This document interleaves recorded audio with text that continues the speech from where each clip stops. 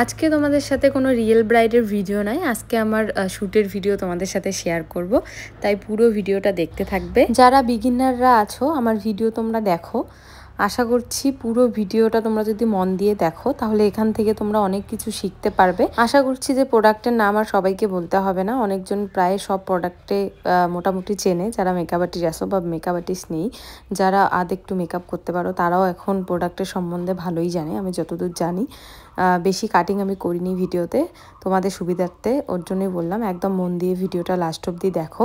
আশা করছি ভিডিওটা ভীষণ ভালো লাগবে এবং তোমরা অনেক কিছু শিখতে পারবে এখান থেকে। কারো যদি প্রোডাক্টের সম্বন্ধে কিছু জানার থাকে অবশ্যই আমাকে ইনবক্স করো বা কমেন্টে জানিও, আমি চেষ্টা করব তোমাদের রিপ্লাই করার।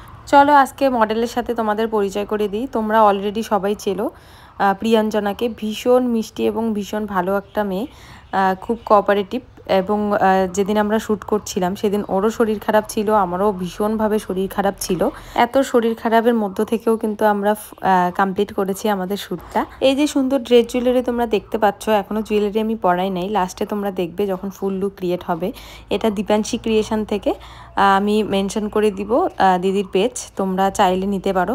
ভীষণ সুন্দর সুন্দর কালেকশন কিন্তু দিদির কাছে আছে।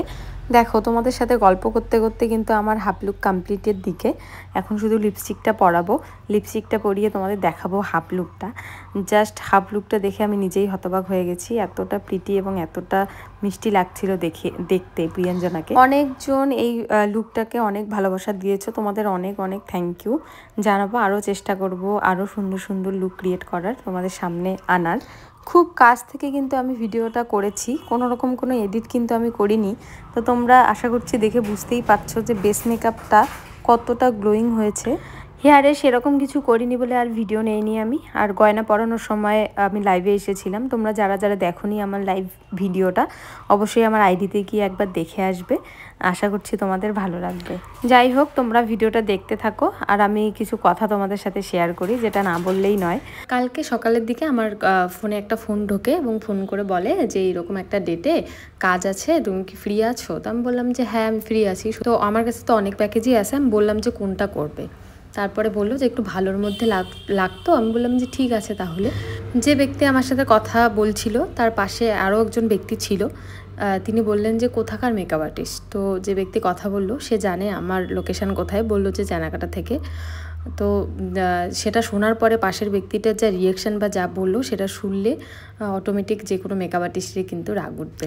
বললো যে আসবে তো সেই গ্রাম থেকে, এত কিসের চার্জ রাখে ওরা তো টাউন থেকে আসতেছে না।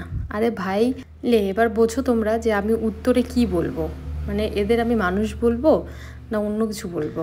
এখন কিন্তু কেউ ঘোর মফস্বলে বাস করে না, ঠিক আছে? সব জায়গায় কিন্তু এখন উন্নত, আর গ্রাম আর টাউন বলে না কিছু হয় না, মানুষ হয়, ঠিক আছে? সেটা আগে বুঝতে শেখো, মানুষ হয়ে আগে মানুষের মতো কথা বলতে শেখো।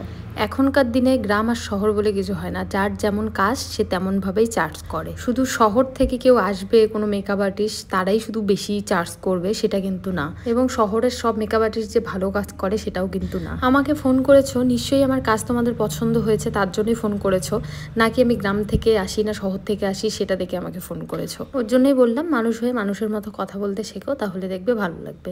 তো যাই হোক, নিজের পার্সোনাল কথা আমি অনেক শেয়ার করলাম তোমাদের সাথে। এই যে দেখছো আমি প্রিয়াঞ্জনাকে একদম বাইরে নিয়ে আসি আমাদের মাঠের মধ্যে, বাইরেও দেখো যে মেকআপটা এত সুন্দর লাগছে। ভিডিওটা তোমাদের কেমন লাগলো এবং লুকটা তোমাদের কেমন লাগলো অবশ্যই কমেন্টে জানাবে। দেখা হচ্ছে অন্য কোনো ভিডিওতে। টাটা সবাইকে, ভালো থেকো।